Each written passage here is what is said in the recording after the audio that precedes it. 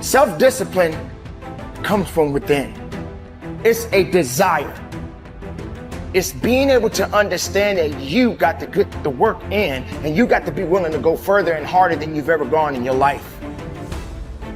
Don't really want to get up and get out of bed. Yeah, I get up and get out of bed. I don't really want to work out. I work out. I really don't want to hammer on a project. I hammer on the project. Now, as an overall rule, I do not like procrastination. You need to get things done. Overcoming the old self allows us to become somebody else. And there is that period of transition. Call it the void where there's just not a lot happening. And you just got to be able to keep going and continuously get to the end of your belief where most people stop. Success is like a quiet daily set of tasks. Real small. Real small. It's very quiet. It's a very quiet process where you're just drawing your state from within yourself, doing these like simple little tasks, but finding love in those simple little tasks. It's not this big rah-rah speech where you do this one thing and something big happens. Look, when you start deciding that it's time to change, you may have to use 5, 4, 3, 2, 1, 5,000 times a day because you're pushing through self-doubt and you're pushing through procrastination and you're pushing through resignation and you're pushing through fear over and over and over and over and over and over and over again. Change the chapters in the book of your life if you want to. There's a book being written about you. You can decide, you and God, or you and whatever you believe, you're the author.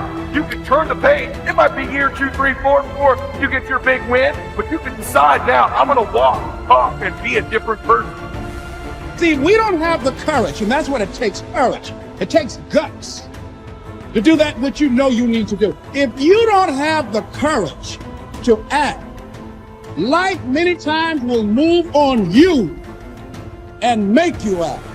And the measure of a person's will is determined by what they are willing to do to ensure triumph over tragedy. The measure of a person's will is determined by what they are willing to do to ensure success over failure. The benefit of discipline in my eyes has always been that through discipline, I get things done.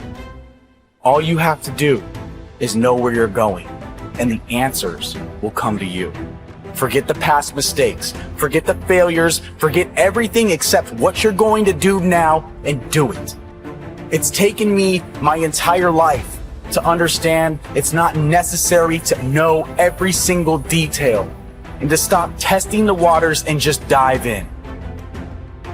We want to believe that there are shortcuts to success. We want to believe we can take a drug or we can do something that'll make it quick and easy. But the truth is, it takes grit.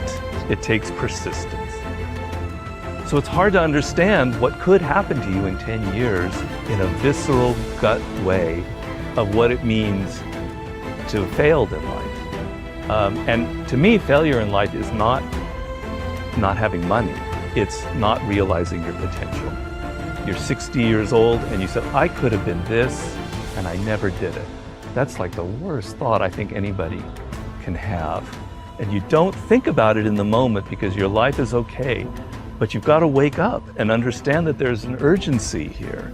And that if you're not practicing something now, if you're not aware, if you don't have a path towards something better, you're rotting on the vine, and the day of reckoning will come at some point, and it will be painful. You're not going to feel it suddenly, it'll be slow, but it'll come and it won't be good. You will not find toughness in a comfortable environment. Those of you who are listening to this, whoever hear this, you will not find it. I was trying to look for it everywhere. The only way you find it is to drown yourself in a position where you're just out of sorts, where you can't swim and you're drowning. Where you're drowning. You're drowning in life. And you say, you know what, man?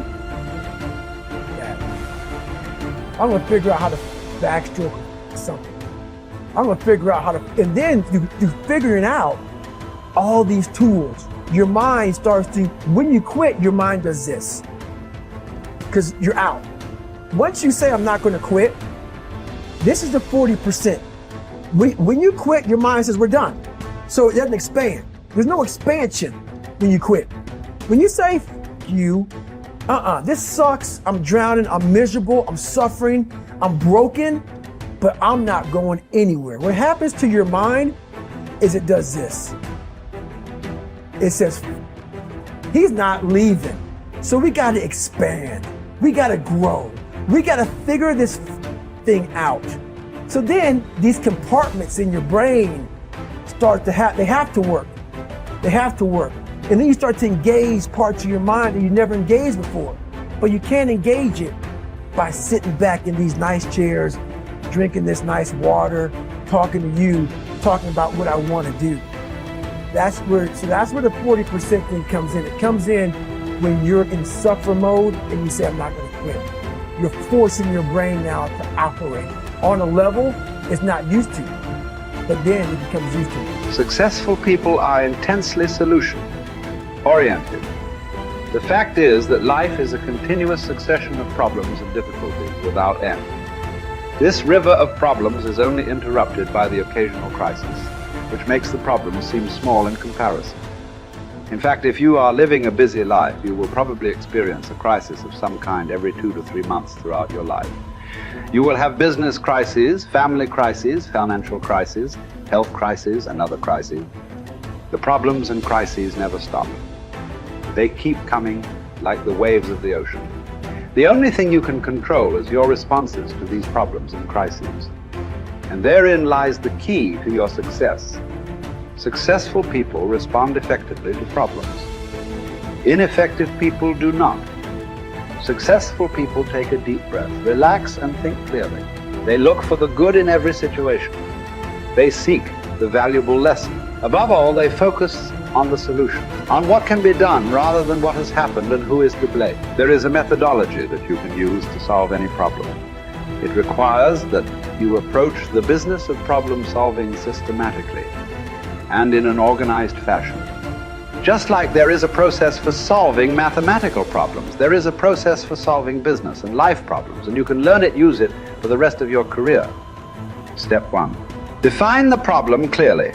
A problem properly defined is half solved. It is absolutely amazing how much time is wasted floundering around looking for a solution when no one is quite clear about the problem. Step 2. Ask, what are all the possible causes of this problem? Look for both the obvious and the not so obvious causes of the problem. How did it begin? What are its origins? What triggered it in the first place? What is the critical variable that changed to cause the problem in the first place? What assumptions were made that led to the problem? Just like a doctor conducting an intensive examination on a sick patient, you should thoroughly dissect the problem before you attempt to solve it. Step 3. Ask, what are all the possible solutions? Avoid the natural tendency of most human beings to leap from a problem definition to a conclusion regarding a solution of some kind. Always ask, what else is the solution? Sometimes the best solution is to nothing at all. Sometimes the best solution is to gather more information. Sometimes the best solution is to realize that this is not your problem and pass it on to someone else whose responsibility it is.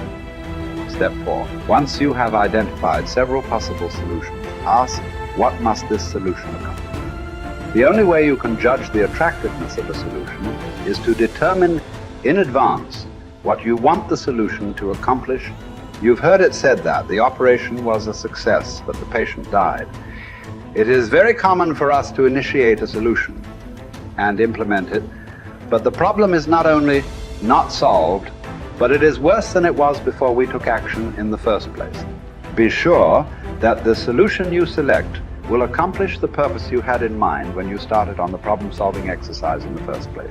Step 5. Once you have decided on the ideal solution, assign specific responsibility or take responsibility yourself for implementing the solution. Set a deadline for implementation.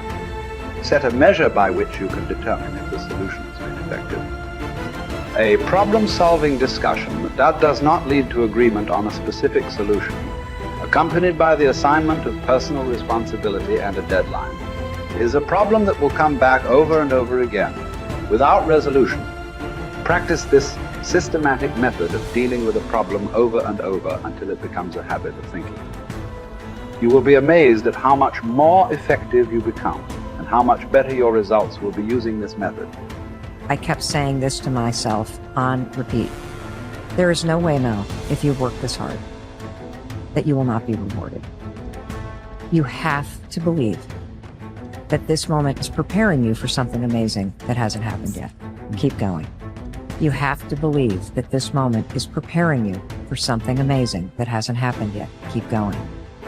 And so I repeated that over and over and over and over and over again as I wanted to throw in the towel, as I would start to bash myself, as I would start to feel sorry for myself and be like, nope, there's just no way I'm going to believe that something amazing isn't going to happen. I've worked too hard. Something amazing that hasn't happened is coming. And when you get yourself into that mindset, it creates a sense of resilience and momentum and resolve that you need in order to keep going when the hits the fan or when you feel disappointed or when life is beating you down. And that was the other gift of that moment, is developing a little tool to flip my mindset when I wanted to start to feel sorry for myself.